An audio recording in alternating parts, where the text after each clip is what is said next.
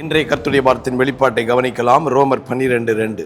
நீங்கள் இந்த பிரபஞ்சத்திற்கு ஒத்த வேஷம் தெரியாமல் தேவனுடைய நன்மையும் பிரியமும் பரிபூர்ணமான சித்தம் என்னதென்று பகுத்தறியத்தக்கதாக உங்கள் மனம் புதிதாகிறதுனாலே மறுரூபம் ஆகுங்கள். Mind renewal.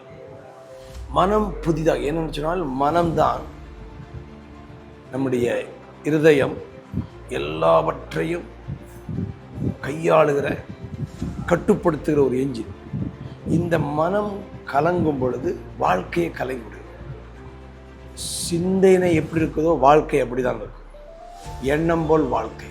நல்ல சிந்தனை நல்ல வாழ்க்கை, கெட்ட சிந்தனை கெட்ட வாழ்க்கை, வெற்றி சிந்தனை வெற்றி வாழ்க்கை, தோல்வி சிந்தனை தோல்வி வாழ்க்கை. எண்ணங்கள் தான் வாழ்க்கையாக மாறும்.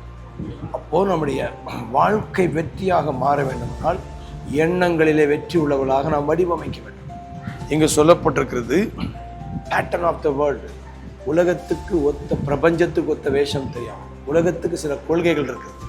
அந்த வழிமுறைகளை அல்ல, தேவனுடைய சித்தம். தேவனுடைய சித்தத்தை எப்படி அறிய முடியும்? வேதாகமம் முழுவதும் தேவனுடைய சித்தம் எழுதப்பட்டது. இந்த வேதத்தை படிக்க படிக்க தேவனுடைய எண்ணங்களை நீங்கள் புரிந்து கொள்கிறீர்கள், தேவனுடைய சித்தத்தை நீங்கள் அறிந்து கொள்கிறீர்கள், அவருக்கு பிரியமானதை நீங்கள் புரிந்து கொள்கிறீர்கள். இதை நீங்கள் மெடிடேட் பண்ண பண்ண உங்களுடைய எண்ணங்கள் மாற்றம் அடைந்து தேவனை போல சிந்திக்கிறீர்கள். காட்லி மைண்ட், காட்லி தாட்ஸ், தெய்வீக எண்ணங்கள், தெய்வீக சிந்தனை வருகிறது. இந்த எண்ணங்கள் உங்களுக்குள்ளே ஓட்டமாய் சிந்தனைகளாய் ஓட ஓட வாழ்க்கை காட்லி மேன், காட்லி லைஃப், தெய்வீக வாழ்க்கை, தெய்வீக மனிதனாக தெய்வீக எண்ணங்களை நீங்கள் மெடிடேட் பண்ணும் பொழுது தெய்வீக வாழ்க்கை உங்களுக்கு சாத்தியமாகும். உங்களுடைய வாழ்க்கை இவைகள் நடந்து கொண்டிருக்கும் பொழுது மொத்தத்தில் ஒரு மறுரூபம் நடக்கிறது. ஒரு கூட்டுப்புழு வண்ணத்து பூச்சியை மாற்றுவது போல உங்கள் வாழ்க்கை எண்ணங்களிலே நீங்கள் வார்த்தையினாலே விசுவாசத்தினாலே வடிவமைக்க வாழ்க்கை கவர்ச்சியாக கலர்ஃபுல்லாக மாறும்.